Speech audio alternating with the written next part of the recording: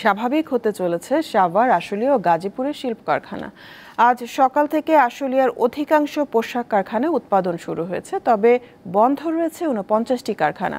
গাজীপুরের সব শিল্প কারখানায় স্বাভাবিকভাবেই কাজ চলছে। বৃষ্টি উপেক্ষা করে শ্রমিকরা কাজে যোগ দিয়েছেন।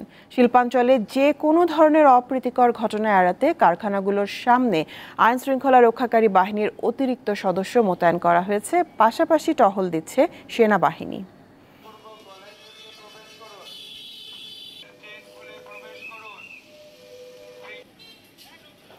গাজীপুরে পোশাক কারখানার পরিস্থিতি জানাতে সরাসরি যোগ দিচ্ছেন সহকর্মী জাহাঙ্গীর আলম। জাহাঙ্গীর, গাজীপুরে আজ কয়টি কারখানা বন্ধ আছে, আর যেগুলো খুলেছে সেগুলোতে নিরাপত্তা ব্যবস্থা কেমন দেখছেন? সার্বিক পরিস্থিতি আমাদের জানাবেন।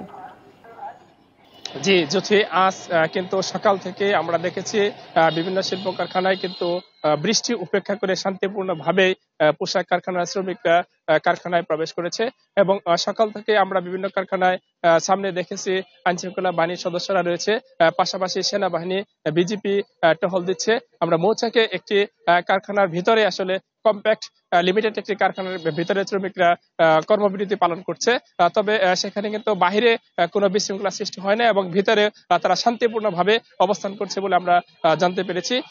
তাছাড়া আমরা সকল পোশাক কারখানায় কিন্তু শান্তিপূর্ণভাবে শ্রমিকরা কাজ করছে। আমরা শিল্প পুলিশ আমাদের জানিয়েছেন যে গাজীপুরে কিন্তু আজকে মাত্র 5টি কারখানা নিরাপত্তাজনিত কারণে আসলে তারা ছুটি রেখেছে।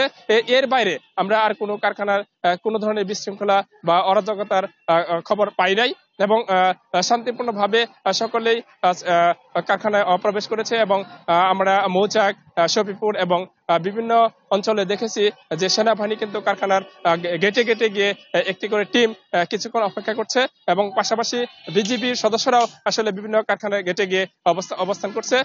বিভিন্ন গুরুত্বপূর্ণ কারখানাগুলোতে আসলে আমরা দেখেছি যে সেখানে পুলিশ মোতায়েন রয়েছে, যাতে কোনো বিশৃঙ্খলার সৃষ্টি করতে কেউ না পারে। এবং শান্তিপূর্ণভাবে শ্রমিকরা কিন্তু চায় যে শান্তিপূর্ণ পরিবেশে তাদের উৎপাদন অব্যাহত থাকুক এবং তাদের কর্মস্থল যেন সচল থাকে। জ্যোতি। জাহাঙ্গীর, আপনাকে অনেক ধন্যবাদ।